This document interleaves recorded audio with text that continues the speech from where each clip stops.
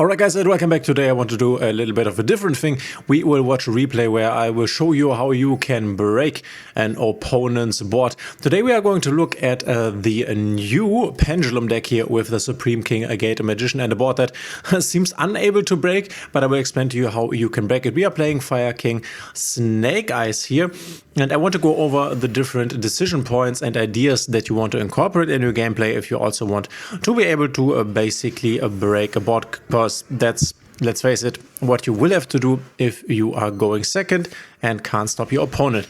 As you can see right here, we have a hand that we unfortunately cannot stop our opponent at all with. We have not a single hand trap, but we have some very nice things here. The hand isn't bad. It would be very great with going first. The first thing I want to point out to you is that you normally would, with the bonfire, search the Snake Eye Ash, right? Because Snake Eye Ash is the most important or strong starter that you can have, stronger than as the Fire King could here, Volcanics. In this case, though, because we need to break the board in a moment, we want to make use of all the resources we have. If, for example, I go ahead and use my bonfire to search the Snake Eye Ash normal summon, then the Courtier Volcanics in my hand is basically dead, which is why we will go ahead and search the Poplar with this, because the Poplar can be special summoned, so I can still normal summon the Volcanics, giving me an additional option to be able to break my opponent's board, an additional body, an additional summon, instead of just having this then dead card in the hand that would be the bonfire, or if I search the Snake Eye Ash, the Fire King Courtier Volcanics. But let's first check out what our opponent is doing here. I will put this on fast play because we don't really need to go over everything that's happening here. He goes for full combo. Unfortunately for him, has to start with the Performer Pal Skull Crowbat Joker, which means that he cannot go for the optimal line. By the way, quickly, the thing, if you ever play against Pendulum and you have an Infinite Impermanence or an Effect Veiler, you go ahead and just Imperm or Effect Veiler this guy. This is the most important card that they have in the deck, the most important effect that they want to get through, so always get this one. The same thing as always, you go Astrograph Sorcerer, then you can summon the Astrograph Sorcerer, and then search another card. Exceed Pendulum, the new card here, it gives you the ability to add something back and then special something. This is what you normally want to start with in this deck if you can. I also have, by the way, a combo video for this deck available on my channel if you want to go check that out. We see him making a lot of bodies here. We already have the 2 material Appaloosa, which is definitely a problem. In an optimum world, we want to be able to break this with a triple tactic talents or maybe a change of heart or something. Unfortunately, we don't have anything that particularly solves this Appaloosa. He goes for a Borrowload. Already has the IP and has the Omni Negate, so he sets the card face down, which I am assuming, for whatever reason, this is the trap card that can bring on the field the Supreme King that can then clear the entire board.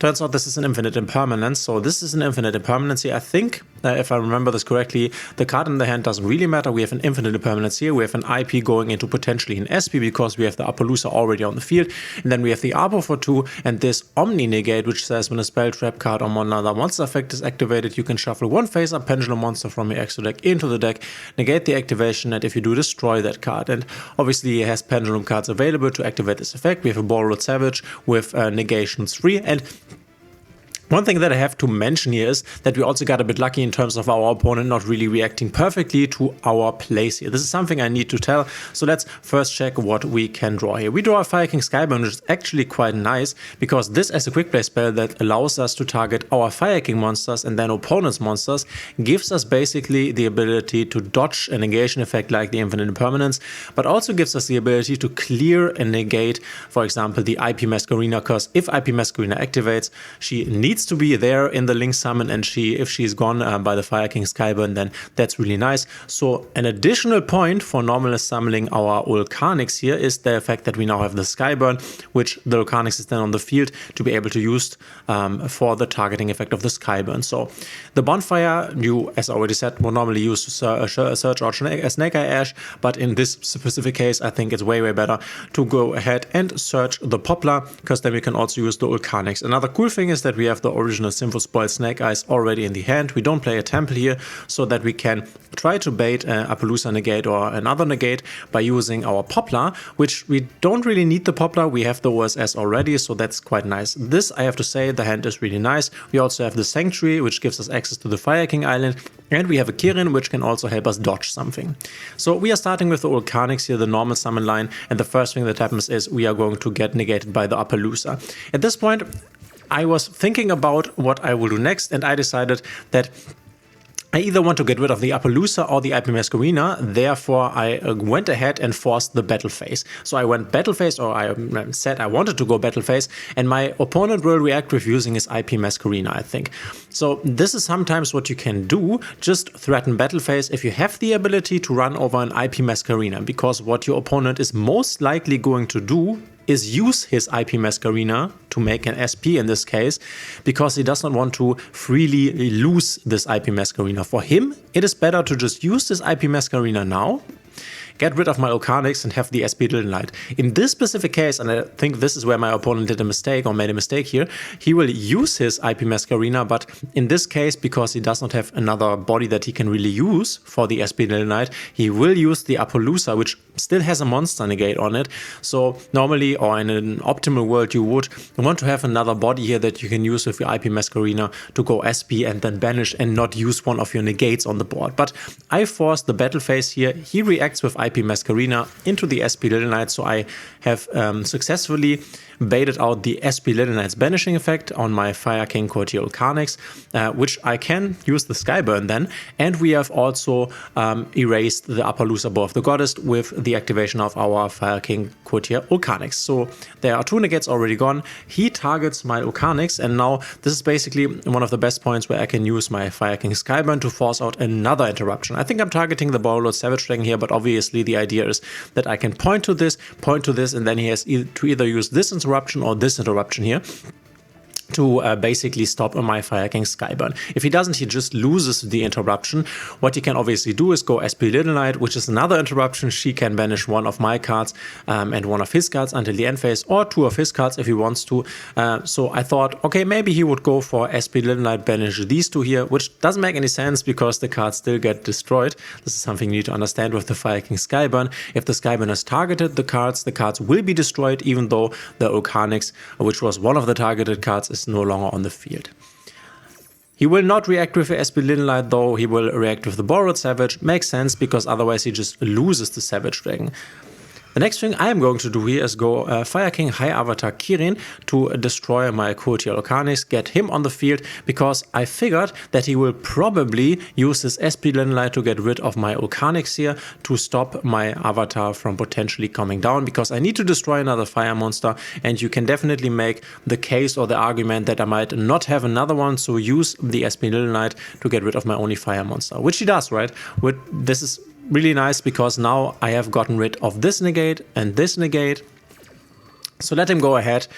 Obviously my Avatar is now wasted basically, but now I'm at the point where I still have 3 options basically, and he only has 1 and 2 negates. We can now go Bonfire, and this is what I talked about. He lets this go through. I add the Poplar, which I have already used my normal summon, but Poplar I can still summon, going Poplar, going into Lingoribo. I just want to get the advantage now by making the Lingoribo and then placing the Poplar back into the spell trap. And then the next obvious thing that I basically have to do is use my OSS, because I still need to bait out this interruption here before I can use my Fire King Sanctuary. So we go Poplar here, we are going to place the Poplar, and now I have to go OSS, and now he probably will negate the OSS, which actually he doesn't, but I think he negates the Oak now with the Infinite Impermanence, alright. Unfortunately, I cannot use my High Avatar Kirin here to dodge this, because I have already used him. I think this was a bit of a mistake from my opponent once again. He should have used the Odd Eyes Vortex Dragon. Then again, I guess you can also do it like this and make an argument for this, because you already have the Infinite Impermanence that you know of that can negate whatever comes out of the original Sinful Spoils. So he goes Infinite Impermanence on my Snake Eye Oak. The thing why I think this is not the most clever line is that now I have 2 bodies on the field, which I can either make a Dark with or a Heater, and the Dark could steal the where was it? The IP Masquerina, where the Heater could steal the Heavy Metal Force Electromite. So by giving me this additional body from the original Sinful Spoils, I basically can now continue my plays with these 2 bodies here. So here goes Infinite Impermanence. I can't stop this, unfortunately. Let this go through, obviously.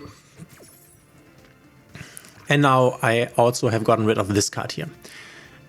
Now the next thing I'm going to do is place the Fire King Sanctuary, and then I am going to go make the dark. He now negates the dark because at this point it's basically game over for him, right? He has this one negation left and he knows that I have the Kirin in hand, so he knows that with this combination I can still play the game, right? But even if he like saves up his negate for my Fire King Island, the problem is that I still can... No, wait, we could have done it. No, not really, because he can also not let this go through, because this brings me into Promethean Princess, and the Promethean Princess brings back the Oak, and then the Oak can send this away for a Flamberge Dragon, and then, yeah, he has to negate it at this point.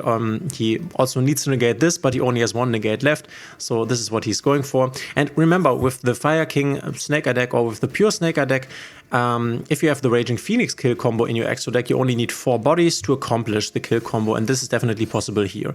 So he destroys the Dark. Now I destroy Fire King Island by Kirin, grab my Garunix. The good thing is that Kirin can activate now, and Garunix can activate. Garunix will bring back itself, and Kirin was activated to destroy, in this case I destroyed the Borreload Savage Dragon here. Now I could destroy the Avatar, giving me access to my Kirin. I can summon the Kirin, and now I battle here. I battle, and now I'm in the bit different situation that I only have 2 bodies and I can't get access to a third one, which the third one would have given me access to my Promethean Princess. Promethean Princess would have resummoned the Oak. Oak sent this away, bring Flamberge Dragon, and then I would have won the game from here. Now I have to decide what to do, and I decide on using these 2 bodies here to make the Garunix boss monster. Because the Garunix boss monster is able to detach a card and then destroy 1 spell and trap on the field. So I was at the point that I was like, okay, I have to get rid of the scales here, otherwise he can just go pendulum summon his guys out again. I was at this point under the impression that I could use the Garunix 2 times to destroy these cards here, which was not possible. So we go ahead here and destroy one of the scales, and then we pass over, get our stuff back from his SP Little Knight. He starts continuing his plays, but is not able to break our board, and so we were able, you will now see him give up and lose in a moment because he can't continue his plays. We were able to break this board here with Fire King Snake Eyes by using our resources optimally, and this is what I wanted to show you with this replay. If you are in the situation where you need to break the board, the first thing I would always do is to get an awareness of whatever pieces I have in my hand and how I can optimally use them, right? So you want to optimally use your pieces so that you can play out all of them, and in an optimal world you want to keep your most important resources for later on. So I started with the Volcanics to bait out some interruptions, so I could use my, for example, original Sinful Spoils to summon something, and then also my Fire King Sanctuary to get out the island. This is what I wanted to achieve. You could also make an argument for using the island first, so that my opponent destroys the island and my island does not destroy all of my monsters here that I had there afterwards. But there are different ways to approach this game state that we have just seen. But the idea is to think about what options you have in the hand and then use them accordingly, making the most of every card that you got in your hand. Thanks for being here, guys. If you like my videos, please consider subscribing, hitting a thumbs up and the notification bell, and we will see each other in the next one.